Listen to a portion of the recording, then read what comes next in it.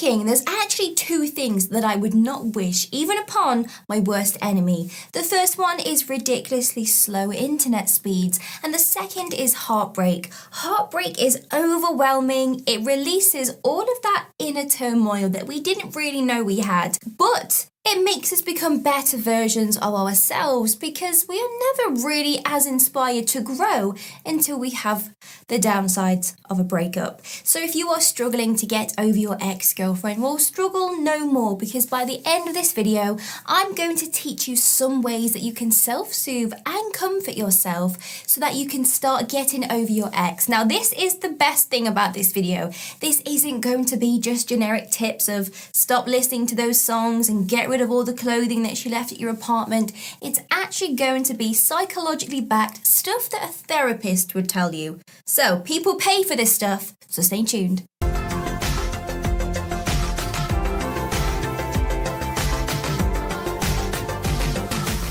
Getting over someone is never ever easy. It's a complete tough journey that you never think you will get through, but it's a journey that you cannot avoid. You have to learn to love yourself. Now, it's true that we cannot love someone else until we truly love ourselves. And when it comes to breakups, that depression feeling settles in very, very quickly, and you want to just stay in bed and completely avoid the world. And you know what? Do it. Yes, I'm telling you to stay in bed because other people are going to tell you to fight those emotions. And we have to be very honest here. Depression is part of the human emotional bank for a reason. If it wasn't important, then evolution would have bred it out of us, just like our appendix. However, it's so important. Depression forces us to actually slow down and analyze. So you are going to be obsessed with your ex at the start of the breakup, and that is totally okay. You need to right now focus on giving your body what it needs. So you're still going to feel bad for a while. So instead, you want to be focusing on the basics. Do you have enough water, leafy green vegetables, and you need to find a way to self-soothe. This probably doesn't sound like it will help, and that is to invest in some form of reflection. You can start a journal or even see a counselor, because now is the best time to start thinking over about the relationship for your own self-growth. You need to give your time to figure out, was this relationship really doomed from the beginning? You'll be able to figure that out. Was it healthy? And what did you learn from how the relationship began, how it was going, and how it ended? And also, how did you help your girlfriend improve herself? You need to speak to a counselor or acknowledge those feelings yourself so that you don't feel the shame. And if you realize the relationship really was never a good relationship to begin with. Self-reflection isn't something that's going to take away and mop up those tears that you are crying. It's going to literally make you realize that, you know what? This is a good thing I'm going through this, because there was a couple of things that I wasn't comfortable with, and I could never really be my best version of myself in this relationship. So now, yes, I feel awful, but it gives me chance to consider how to grow, ready for the next person. Let's talk about therapists and counselors. These are amazing people to see, and there needs to be, come on guys, less shame about getting treatment for when we don't feel like we are feeling our best selves.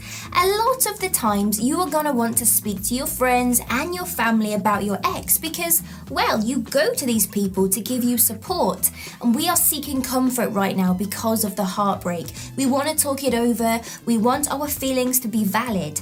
However, your friends and family can only take so much of your talking about her until they get angry and just not want to hear it at all. Plus, they're gonna see you upset, so they will tell you to try and make things work out with her because they don't like seeing you like this.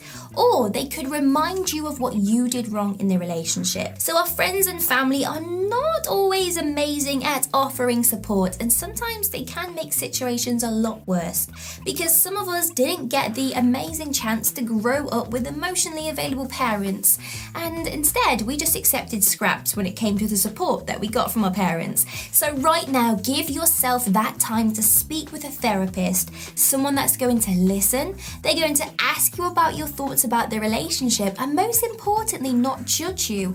And by being able to talk about this, it helps you to get over your ex in a healthy way.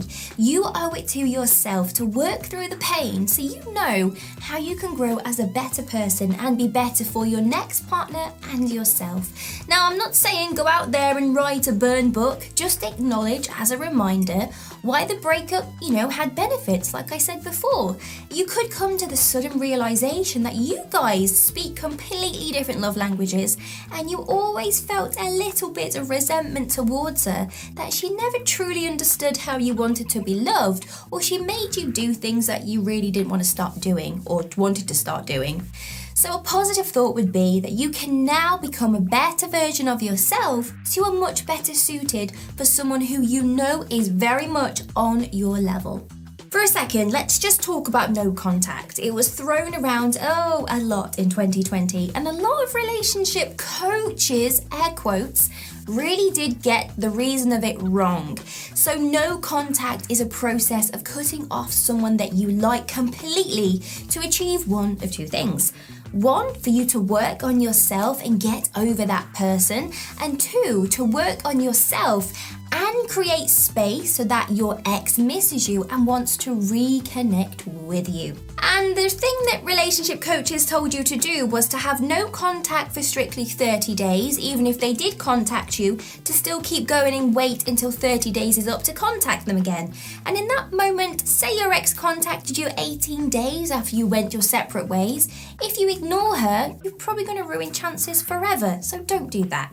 You only talk back to this person, if you are trying to open up that scene of communication. Whereas if you really want to get over her, you start no contact and you don't even reply to her calls and messages, providing you don't have a valid, important reason to do so. It really is not healthy to keep talking and seeing your ex. If it's unavoidable, such as you guys possibly work together, you have the same circle of friends that you can't get out of, you have children, then keep it very calm and amicable. You only need to contact them if it is absolutely necessary. So yes, you may want to stick around so you can keep them sweet, so there is a possibility to rekindle things, but instead you need to start no contact and really cut them off so that you can heal on your self-growth and you can really start to mend that broken heart. So you need to do these exact things. Remove them off social media. You don't have to block them. Blocking's quite childish. Just remove them. Leave the group chats that they are in and unfollow those mutual friends. You don't want to see your ex because it's a reminder of that stinging feeling. So you need to remove any opportunity you can so that you don't virtually and physically bump into them, because you don't want to find out how great they're doing from a Facebook post and then open up that wound again. Start a healthy project. Nothing inspires us to progress in life as much as when we go through a breakup. Give it a little bit of time and you will want to start working out. You are going to want to get out of bed, eat healthy, and grow as a person. But until you reach that point, you're going to feel that you will never ever escape the pain that you feel right now. It feels horrible. It literally feels like you are dying. And it's common right now to cram your day up with as many things as possible so that you don't think about her. But as soon as you get that time to actually just sit down on the sofa or on the bed, that's when the thoughts of her come back in. You can't avoid those thoughts. You could start drinking excessively, eating for comfort, or have rebound relationships, or go through a series of gambling as a way to numb the pain. But it doesn't make the pain go away. And you can get so drunk with your friends, but you're still going to wake up with a hangover thinking and missing them. So focus on doing something important to you that is not a distraction. This is going to aid in your healing because it gives you inspiration to get up and move. So instead, you need to be finding a way to progress on something healthy, a mini distraction that is worthwhile that will help you to grow. You could start a business, engage in charity work that you've always wanted to do, start a DIY crafting project, and when the day comes, you can gladly say that you no longer have feelings for your ex And you can actually turn around and look at what you've accomplished in that breakup time and admire the project, and it's going to keep you going. During the moment of heartbreak, if you can accomplish a project that is healthy and keeps you going, you get that sense of joy, that you feel amazing, and it's going to give you a confidence boost that you really do have the world at your fingertips. So therefore, you know it's possible that you can feel calm and happy all over again. So don't go towards unhealthy distractions, start something positive. Avoid dating or rebound relationships. You could have been the one that was cheated on, and you feel so much pain because she hurt you, she abused the relationship. Now, a common example is that when people try to make their ex feel jealous, they start a new relationship with someone else and make it very obvious on social media. So eventually that message goes back to your ex. Or you date other people in secret out of spite, thinking this is going to get one over on her and she's never going to know, and it doesn't work. If the new person doesn't match up to your ex, you will start to feel even worse. I promise, it is not a good feeling. Should be pretty obvious that this video is not about a quick fix of how to stop the heartache and to instantly get over her in a matter of just clicking your fingers together. It's a case of setting up a process that you accept that you feel truly broken and horrible, but just letting yourself feel those feelings and giving yourself permission to, if you want to stay in bed and order pizza for 2 weeks after the breakup, it's healthy, providing you don't miss work, is to actually do that. If you have to call up your boss and say, I'm going through a divorce, I'm going through a breakup, I need some time off, people understand. So take that time. And then as each day goes past, time is a healer. Doesn't feel like it at the start, but it really is. And that's when you make sure you have a healthy surrounding. You talk to a therapist, get it all out, get that communication, that chat you have sitting inside of you deep down, get it out, have a journal, start a new crafting project, and things will get better, I promise you. I am fresh out of tips, but if you do want some more, then don't worry. There are some videos here next to my head. Go click on these because I really think you will like them. All you have to do now is tell me how much you enjoyed the video, give me a huge thumbs up and subscribe to the channel. Stay safe, stay happy. Bye bye.